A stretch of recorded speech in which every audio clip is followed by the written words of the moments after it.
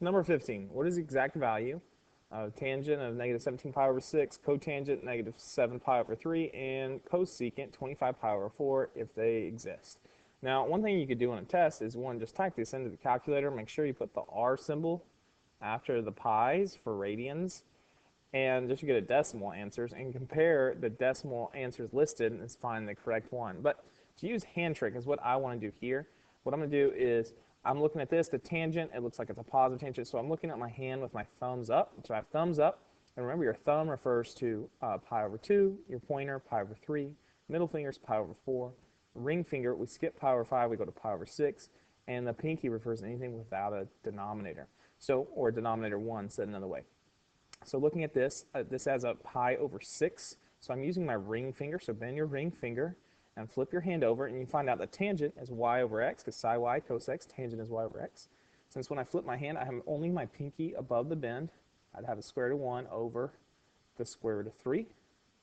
And now to find out if it's positive or negative, what I'm going to do is I'll come over here, negative 17 pi over 6. That's almost negative 3 pi. So if we think about this, going around this way, that right there is negative 1 pi.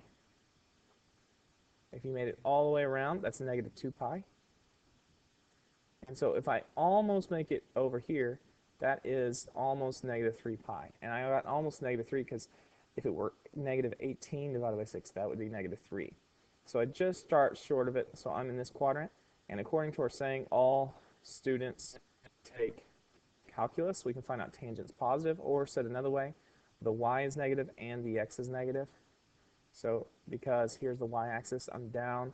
Here's the x-axis, I'm to the left, which means it's both negative, which equals two negatives make a positive.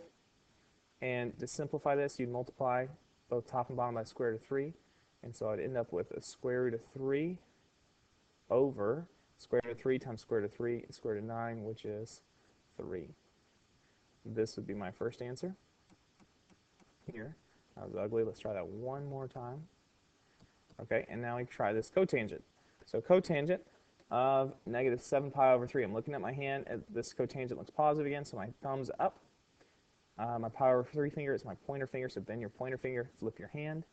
Cotangent is x over y. I have one x finger down at the bottom of my hand. I have three x fingers, or three y fingers up above. So again, we have the same relationship. And now negative 7 pi over 3. This is a little bit more than negative 2 pi. It's just a little bit more than, it's 2 1/3, because 3 would go into 6. So it's negative 2 pi and then a little bit more. So this one, and let me change my color so we can keep track of this. 1 over square root of 3. Okay, so this is just a little bit more than 2 pi. So we go to here, that's negative 1 pi. There's negative 2 pi, and we're just a little bit further. We're right here in this quadrant. So my x is positive, but my y is negative. That means my answer is going to be negative here. It's going to be a negative, and again, when I multiply by the square root of 3, I would have square root of 3 over 3, just like before. This time I must include the negative in the circle because the answer is negative. The positive, you don't have to include the plus sign. So now the last one, cosecant, 25 pi over 4. I'm looking at my hand, thumb up because it's positive. Pi over 4 is my middle finger, so bend your middle finger, flip your hand. Cosecant is h over y. Well, h is always 2 when it comes to the hand trick. And so here I'm going to put h of 2 over. CSC is a reciprocal sign. So with the y fingers, I have 2 y fingers. And you can get that from the formula chart. If you go to reciprocal, you can see that CSC is a reciprocal sign. Or you can get it from the calculator if you just press the trig button. So now I have this relationship. Let's find out if it's positive or negative. 4 goes into 24, not 25, but it would go into 24 6 times. So it's a little bit more than 6 pi. And it's positive this time, so we go this way. So there's 1 pi, 2 pi's, 3 pi's, 4 pi's, 5 pi's. Here's 6, and we're a little bit past 6 pi's. So it's a little bit past 6 pi, so it's in this quadrant here.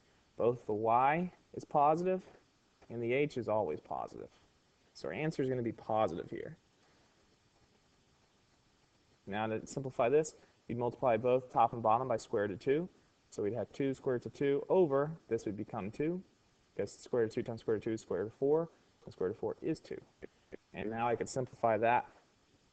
These would simplify away. My answer is simply the square root of 2. Again, if you typed all these in the calculator, they would give you the decimals that match these and your choices.